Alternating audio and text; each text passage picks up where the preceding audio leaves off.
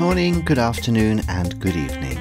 My name is James Schofield, and you're listening to MyGrowth Coaching, a podcast which explores the field of business coaching.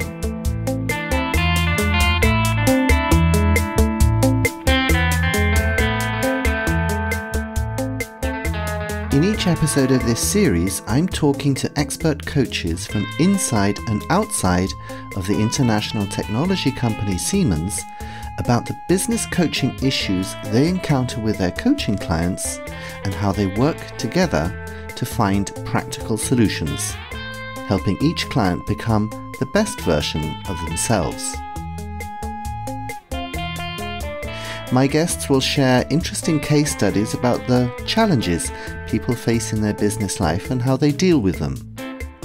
It could be dealing with conflicts in a team, overcoming procrastination, taking difficult decisions, all issues that we are familiar with but which maybe we don't know how to solve on our own.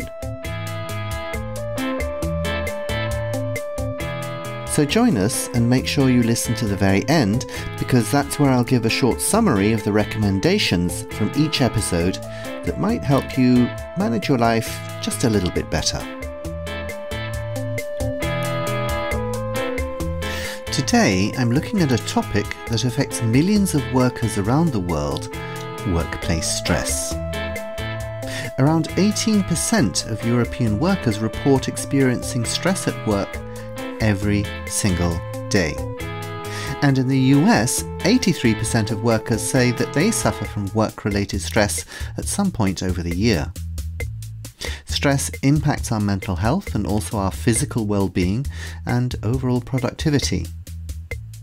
It's an issue that can lead to burnout, decreased job satisfaction, and even serious health problems such as heart disease. Now, one effective approach to managing workplace stress is learning how to say no. It might sound simple, but setting boundaries and prioritizing tasks can significantly reduce stress levels. By saying no to additional responsibilities that overwhelm us, we can focus on what really matters and maintain a healthier work-life balance. But how easy is it to say no to your boss? I'm going to be talking to a number of different people within Siemens from all levels within the organisation to find out about a grassroots initiative called Fit for Portugal, which works on improving the workplace environment within Siemens in Portugal. I'm also going to be talking to one of the Siemens internal coaching experts, Lisa Stromberger, to get her view on the issue and find out if this is a problem which is widespread in our society. But first, let me introduce you to Joao Pereira and Ines Sobreira. Ines and Joao did an internship at Siemens after university, and they now work as IT consultants within Smart Infrastructure IT in Lisbon. They're deeply involved in the Fit for Portugal initiative, and I wanted to find out how they came to realise that stress was a factor that needed to be tackled. This is really, so a key part of our initiative is analyzing the results of the Siemens Global Engagement Survey, which is also known as the SGS report. And we check it and analyze it across the different SIIT departments. And we use these insights to look for areas where we can improve. And one area of concern from the latest SGS report was the decline in positive responses to questions related to stress, which indicated to us that people were experiencing higher levels of stress. So we got together, the team, the entire Fit for Portugal team, and we did brainstorming sessions and creative rounds, and we identified several possible reasons for this trend. And at the top, or not at the top, but being considered a significant factor, was overcommitment. I was also interested to know if they had experienced this themselves, and why saying no was sometimes so hard. Back when I started as a trainee, I started on this project and the team and the client had high expectations. And since I was new, I also wanted to prove myself. And at the time, I thought that the best way to show commitment was to take the tasks and tell the client I would get it done as soon as possible, that it would show my dedication. But this ended up being a problem because I started feeling really stressed. And then my team members noticed I was struggling and stepped in and helped me get through my tasks faster and told me I shouldn't be setting these unrealistic timelines, that I should be more open with what I can handle and this way manage everyone's expectations. And if more tasks come up, that I should be more upfront about what's possible or not instead of being so stressed because I over. My experience was a bit different, although I relate a lot to some of things Ines said. So in my time, I started with the expectation of learning a new technology that was emerging within SIIT.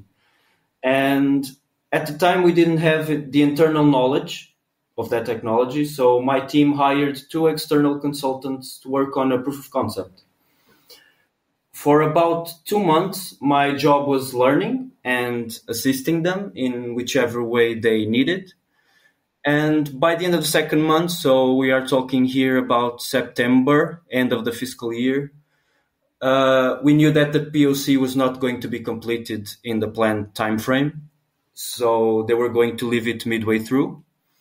And I remember at the time, as I was the only one with seemingly any real tangible knowledge of the technology, my product owner came up to me with a call and she asked me if I was ready to take over all with the remaining work for the project and any other tasks related to the technology. Of course, I felt very honored, but I was very, very scared. And I can tell you that the first few weeks I felt awful. I was constantly stressed because I didn't want to show weakness. I didn't want to slow the project down. So in our plannings, I always underestimated my tasks so that the team wouldn't feel that the pace was being affected. Okay, of course, that this was not the right approach because the other colleagues had much more experience than me. But what I dreaded the most was that my lack of experience would be noticeable and that they would need to bring about another external colleague. So like they would say, okay, he is not ready. He still needs more time. He doesn't have still what it takes. So we need to bring someone external to complete the project. So I dreaded that. I didn't want that to happen. So I just kept saying yes to everything the seniors asked. I would say yes, even though I knew I was biting more than I could chew. Now, Ines and Joao are still relatively new to the world of Siemens. So I was interested to find out if how they felt was perhaps a matter of inexperience. To do so, I spoke to Fernando Silva, who, like me, has been in Siemens somewhat longer, although Fernando has maybe done a little better than I have, as he is now CEO of Siemens in Portugal. Siemens has been in Portugal for over 119 years and has more than 4,000 employees. The company focuses on energy, industry, mobility and building technologies with a focus on digitalization and sustainability. Now, a key part of their digitalization efforts is the Lisbon Tech Hub, which opened in 2014, and that is where Joao and Ines are working. This hub is a centre for IT excellence, has over 1,300 specialists, and develops innovative IT solutions to support Siemens's global digital transformation initiatives. So how does Fernando see the problems outlined by Ines and Joao?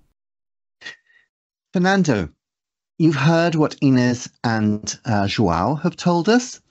Can you relate to what they just said?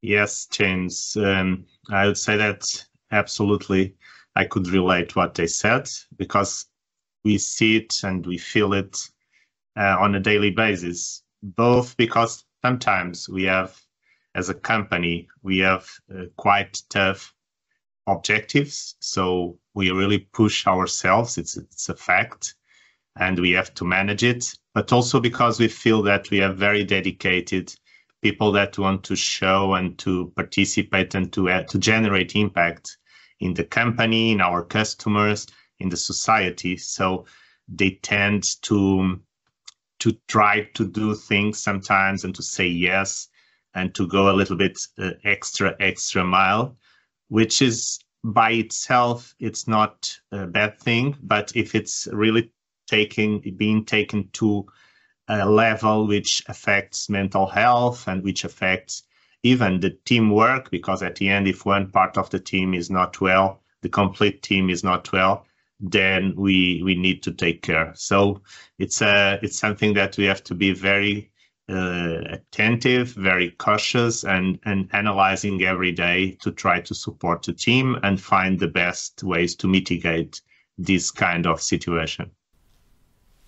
After hearing from Ines, Joao and Fernando, I wanted to see how common this situation was for people. So I contacted Lisa Stromberger, who has expertise in this area. Lisa is part of the global Siemens MyGrowth team, where she plays a pivotal role in driving the MyGrowth and MyStrengths communities. With a background in psychology and additional training in cognitive behavioral science, Lisa is an expert on empirically proven interventions for changing mindsets and behaviors, and how these affect individual and team performance as well as job satisfaction and well-being.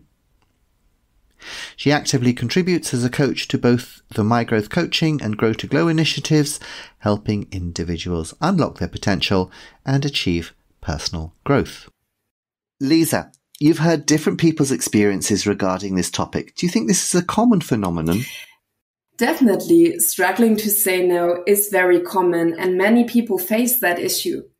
This challenge often comes from a fear of negative outcomes. Studies show that people tend to overestimate how likely it is that others will react badly, like getting upset or hurting relationships. This makes setting boundaries harder and can even cause stress and anxiety.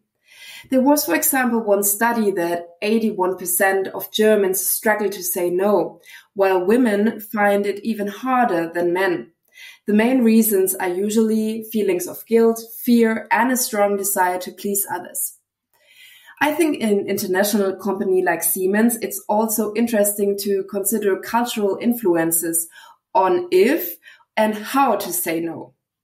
For example, in high-context cultures such as Japan or China, communication is often more indirect and more based on the context itself when it comes to interpreting communication.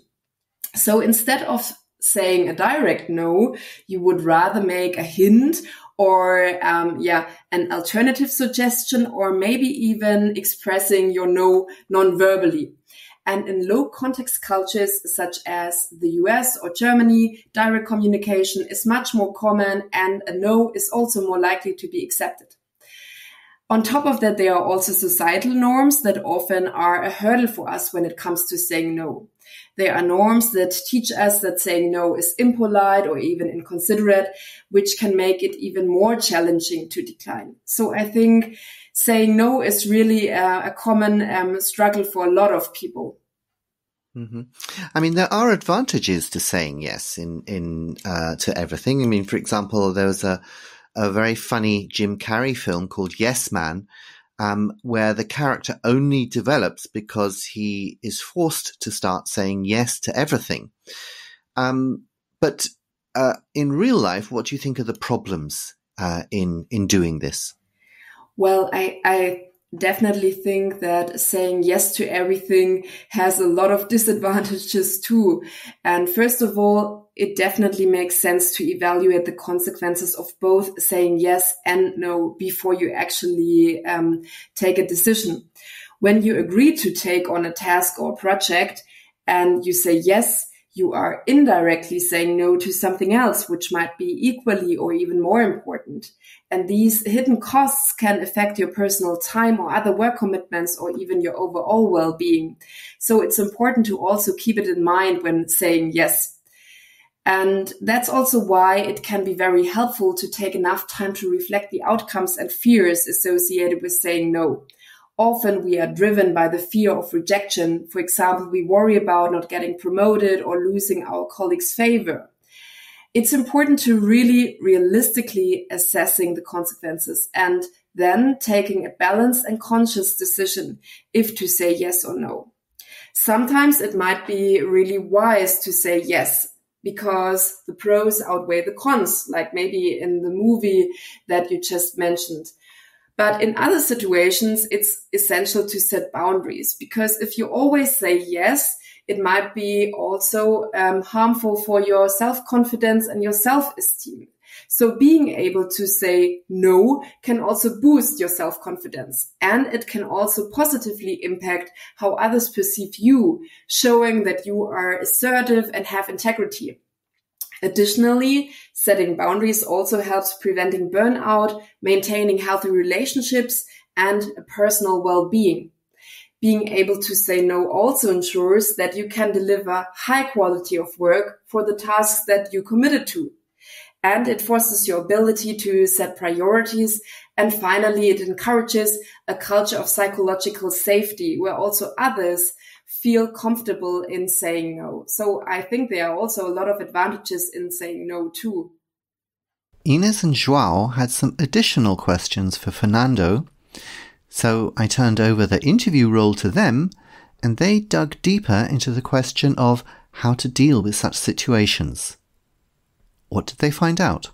We have 4 questions here prepared for you. So I will start by asking the first question. So, what are the problems for people and organizations if people feel compromised by saying no? Well, Joao, first of all, I think it's even more than a personal thing. It's a cultural thing. I believe that's not the culture, that's not the company we want within Siemens. We want a company that everybody is able to stand up and speak, either with things that are positive, but also highlighting and alerting to things that are not going well. So in fact, we want a participative company where everybody feels free and feels even motivated to stand up and speak. On the other side, if we have someone which is not comfortable, or at least could not feel that he could develop the task within the time frame or with the quality we need to work as a team. We are a team. A company is a big team where everybody should be perfectly aware when one of our fellowships needs support or needs to be, let's say, needs to have someone else or needs to have some support to increase its capacities. It's also a mental health problem, because in some cases, if this goes into another level, it generates mental health problems. It's also a problem that if we don't detect these points in the project's execution, later on it's much more difficult to mitigate the impacts. So it's all about working as a team, supporting everybody's, but we'd also need our people effectively to say in some moments, no, this is not possible. This is not we cannot do this way, in order to early detect and early mitigate these impacts. I really love this statement of the Liverpool fans: you will never walk alone. And if you feel that you will never walk alone, you will feel that if you are detecting a topic or a problem or you need support, you should come and say, look, I cannot do this because of these reasons, I need support. And this is, I think, the most important within a company, because we are a big team, all of us going into the same direction. Thank you for your insight. Now, moving on to the second question. Finding the balance between when to say yes or no seems to be the key. So what advice would you give to people to find that balance? Yes, Ines, a very good question. And normally I try to simplify this. If someone is asking you to do a task, I think you have to take care of three things. First, see if this task, if this thing you are being requested to do generates an impact in the team, so in our people, generates an impact on customers and partners, or generates impacts on our results and shareholders. Meaning, if this is the case, at least in one of these, we must do it. So it's already the first selection process. If you are being asked to do something which is not aligned with these three pillars, employees, customers, and results, in fact, I would say most of the times you should say no. Then second, look into the task or look into the what you are being requested and analyze the equation. What is the task? What are the resources I have? And what is the timeline that I'm being requested? And again, if the equation doesn't come with a fair result, also highlight the topic, put your hand up and say, look, I think we can do this, but we need either more resources, more time, or more coordination. This is very important also. And don't forget the values of the company. If something that your manager or you are being requested to do is not aligned with our company values, which is responsibility, excellence, innovation, and mainly if you are being requested something that your ethical principles, like topics that could be affecting our company as with compliance, EHS, which means health and safety of our people, in principle, you should also highlight and say, put your hand up again and say, look, this is not according to our values. This will affect the health and safety of some of our team, or this will be too dangerous to be done. So always try to evaluate things according to impact, according to the company values, according to the capacity, resources, and timeline you have. And then just get a direct connection with your manager, explain why you think it's not feasible, and we will surely find a way to really implement the mitigation measures that are necessary.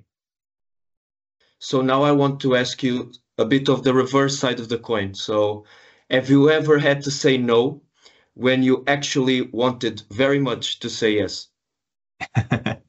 That's a very good and probably one of the toughest questions, Joao, because yes, it happens in some cases. And it happens even if, let's consider that what I was asked was fully aligned with the company values. So there was no topic out of our company values. But in some cases, there are topics that we have to analyze as management if they are aligned with the strategy, with the priorities, if it's really the right moment to do that, if it's too early, or if it will bring if it will defocus the organization. So sometimes I had to say no, not because the ideas were not good or the projects were not good, but just because the priorities at that moment were not those ones, or I believe that they could defocus the company. But it also happened a lot to me. But very important, Joao, it's also our management responsibility to explain. It's not just about saying no, it's to explain why it's no, why it's not possible. And this is also something that will keep the people, the team, engaged and understand what happened. And it also happened to me sometimes that I said no in a certain moment in time. And a few months later or 1 or 2 years later, I came to the person and said, look, I think now it's the right timing to do what you have proposed, because we have already reorganized, we have already aligned our strategy, we have even revised some of our priorities. So it's also quite often that we come back to the ideas and we say, now let's analyze it and go forward with it because it's the right moment. As a CEO, how do you prioritize projects and initiatives? Yes, that's That's a question that is, I would say, mostly aligned with what I previously said in relation to generating impact.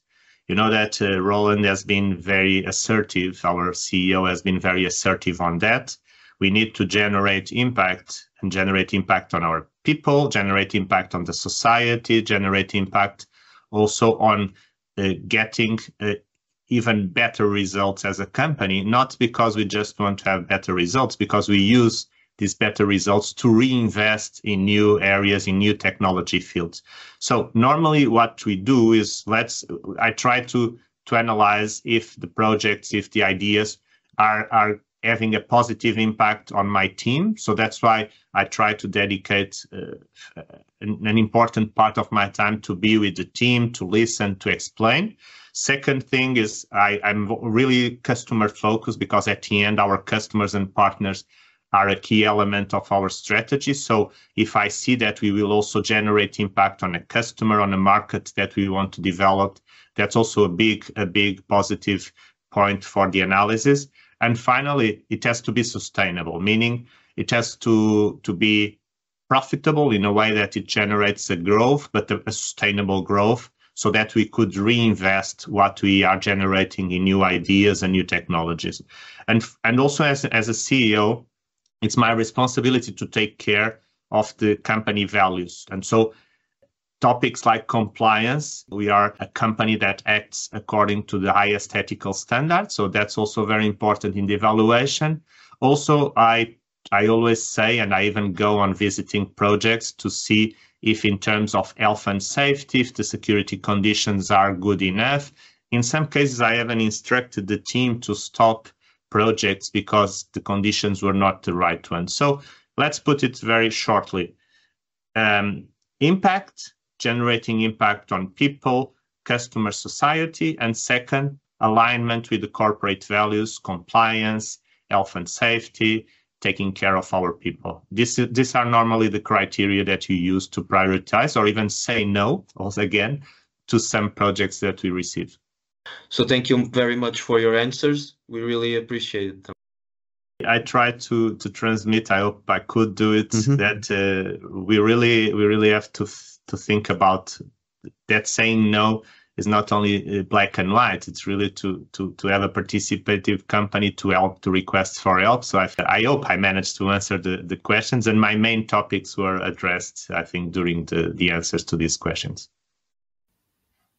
So Lisa, we've heard from Fernando about his approach to saying no. Can you perhaps give some practical tips on how to say no in a respectful way? Yeah, sure. It's not always easy, and you also do not want to offend the other person. So when you want to say no, highlight areas of agreement and emphasize how your decision aligns with the other person's goals. Explain how your decision will add value or generate impact. Like Fernando said, in the end, it comes down to a prioritization according to value and impact. When communicating your refusal, definitely explain why you think the request is not feasible, put things into perspective, and suggest alternative solutions.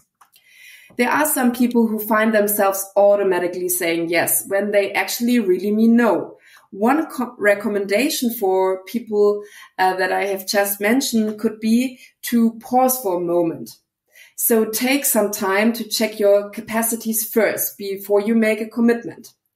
And then once you have a good overview of your capabilities and you have weighed up the consequences of your prioritization, you can think about how you can communicate your decision adequately. For example, saying no. And here I also really like what Fernando has said about taking aspects like time and resources into account. Your no doesn't have to be final. You can soften it by saying something like, not right now, but maybe later, or under different circumstances with more help. Also, techniques like the sandwich method that some of you might probably know can make it easier to say no. And here you have a negative response, for example, saying no to somebody. And this is cushioned between positive statements. For example, really appreciating that the other person asked you to get involved in the project. And then finally, I also want to refer to the study that I mentioned at the beginning. It's a good idea to remind ourselves that we often tend to overestimate the negative reactions to saying no, and that these are usually only temporary. Professional relationships are built on reciprocity, and it's about a mutual give and take. It's perfectly acceptable and even sometimes necessary to say no from time to time. Lisa, thank you very much for adding to Fernando's recommendations there. And I think there's some extremely useful and practical tips that all of us could usefully apply from time to time. Yeah, thank you. It was a pleasure. And I have to say, I'm very glad that you didn't say no to agreeing to do this podcast episode. But let's get back to Ines and Joao and let them wrap up this episode.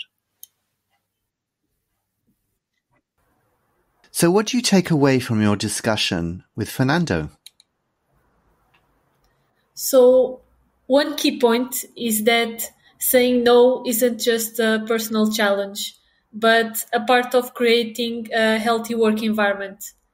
It's important to balance between saying yes or no, especially when thinking about the priorities. The CEO shared how sometimes he has to say no to projects when he wants to approve them because they don't align with the company's priorities at the time. And I think this shows that it's okay to set boundaries early, and this helps us move forward. And what about you, Joao? Yeah, also from the talk with Fernando, I was pleasantly surprised by how much I agreed with his vision on the subject. The power of no, I think he really understood that it's really all about self-empowerment and, to be clear, especially to ourselves, about taking control of our actions, prioritizing the right topics, and to not be too much consumed by external conditions. Sometimes we really are our own worst critics, and being ambitious and strive for greatness in our own work is excellent and should be hoped for, but that must never come at a cost of our own well-being. This talk was enlightening because we could hear in person someone that has reached great heights within Siemens, something that it's very difficult with a company this size.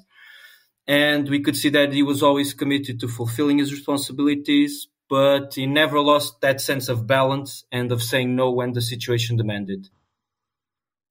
So what were the main points we can take away from these interviews?